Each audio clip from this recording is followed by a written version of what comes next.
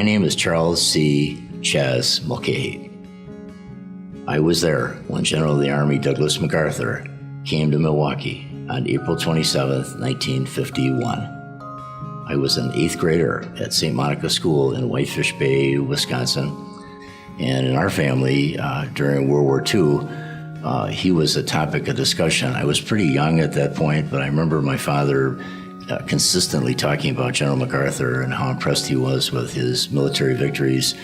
And my father at the time knew the general was coming. He had been relieved of his command by President Truman several days earlier. And he was coming because Marquette University had offered him an honorary degree months before the termination of his work in Korea. When that happened, every newspaper in the United States had a headline similar to "Truman fires MacArthur," and the Milwaukee Journal was no different. We had the same thing. So what ultimately happened was the general came back to the United States. He landed in San Francisco at around 2 o'clock in the morning, and thinking they'd come in the dead of night and just basically stay at a hotel and go on to Washington, D.C. And he gets to the airport, and there's 250,000 people there greeting them, cheering for them. And what happened was Marquette University had contacted General MacArthur several months before this happened and wanted to bring his papers, his documents, his collection of memorabilia to Marquette University to have them permanently on display there. And there were active discussions. And Marquette said at the same time they wanted to give the general an honorary Doctor of Laws degree.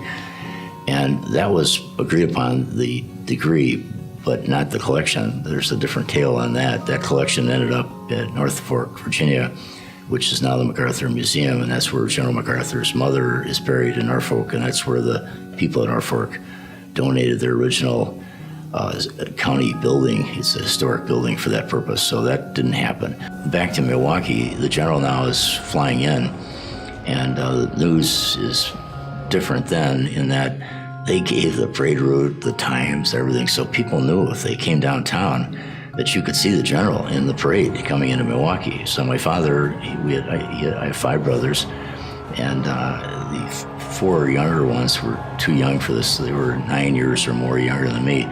But my older brother and I were 14 and 16. And my dad said, "Who would like to go?" And I said, "I want to go." So he and I went down together, just the 2 of us. And it was fortuitous for us because the parade was on Kilbourne Avenue, and about a block and a half south of Kilbourne on Broadway on the east side of the street is a building that's still there. I think it's still called the Underwriters Exchange Building, 828 North Broadway. Went there many times with my dad. That's where he worked. And he had a parking place there. So we drove down, parked our car there, and you have to imagine there are thousands of people milling around. It was a very exciting atmosphere. There was music. People were shouting things, yelling, "Here he's coming," and he wasn't coming, and people were waiting. And the motorcade was late, as usually happens, because it was moving at a very slow pace. But there was a tremendous amount of enthusiasm, and I can't help but say that this was a different time where people really respected heroes, people who had done something for our country. There was a lot of reverence and respect. Today, we just don't see that same type of thing. That's why many of us are involved at the Milwaukee County War Memorial and with veterans organizations to try and reinstill a number of those patriotism feelings that people had very much so at that time. So there were several 100,000 people along that parade route. And when it came by, I remember the general was sitting on the back seat of the convertible, waving. He had a raincoat on. He had the hat that he always wore when he was photographed, and he was waving to people. He looked tired. He'd been gone through a lot.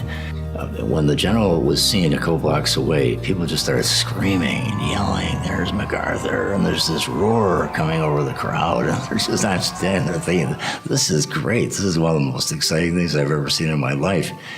So the motorcade came through, and there were multiple cars in it. I remember there were a lot of political people there. I was too young to know who they were, but it was people like the mayor, and then he, the motorcade passed, and then continued east on Kilbourne, and ultimately went down to the Cudworth American Legion post. which had its own building at that point. I happen to be a member of that Legion Post, which is now merged with another Legion Post, and it's now called Post 449. But in any event, there's a little bit of an irony to this, because what happened was the Cudworth Post had put together a white gloves reception for General MacArthur, and he was running 2 hours late. And so the motorcade pulled into the circular driveway, and the general waved all the people who were waiting for this very formal reception, and the car kept going, and he didn't stop, and it created a real reaction.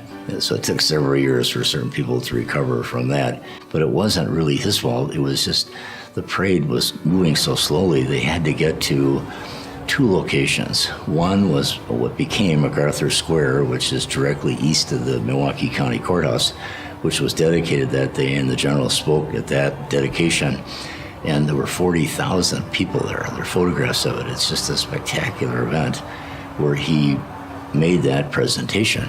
And then he went on to the old football stadium. Marquette University had football at that point. And he spoke at the football stadium, and 20,000 people came to that. And that's where he received his honorary degree from Father Edward O'Donnell, the Jesuit president of Marquette University. And again, the crowds at both those events were just totally enthusiastic, respectful, and cheering him, feeling he could probably do anything because he'd accomplished all these great things in both World War II and in Korea. People have asked me over the years, how did April 27th, 1951 with General MacArthur compare with other events in Milwaukee where there was a great level of enthusiasm and community involvement? I guess I'd comment on 2. The first would be 1958.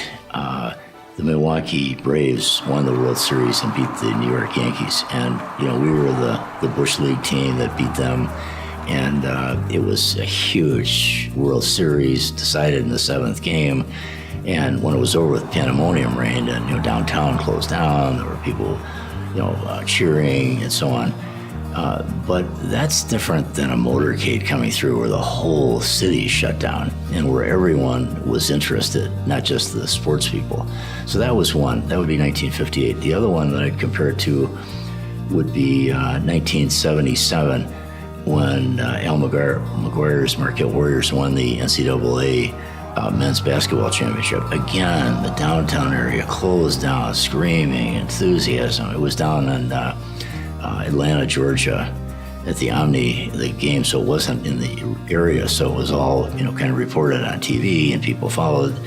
I think the reason why the MacArthur parade and recognition is different is that we had just won a major war where our basic freedoms had been preserved, and we had just basically helped South Korea avoid collapsing and being destroyed as a democracy. And people had a very definite patriotic feeling at that point, and appreciation and respect.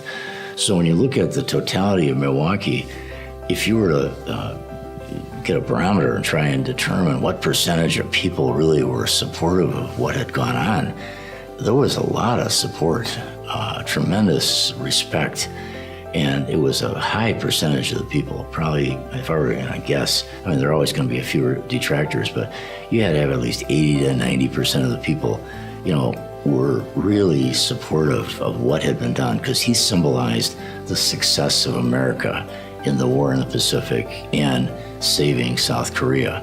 The other events, everybody's not interested in baseball. Everybody's not interested in basketball. I happen to be interested in both, but the point is, John MacArthur was of interest to everyone. But the world evolves because of the actions of people.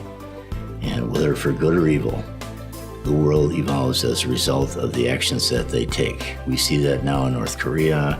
We saw it then with Japan and Germany. And then there are people like Eisenhower and MacArthur and Patton that come along.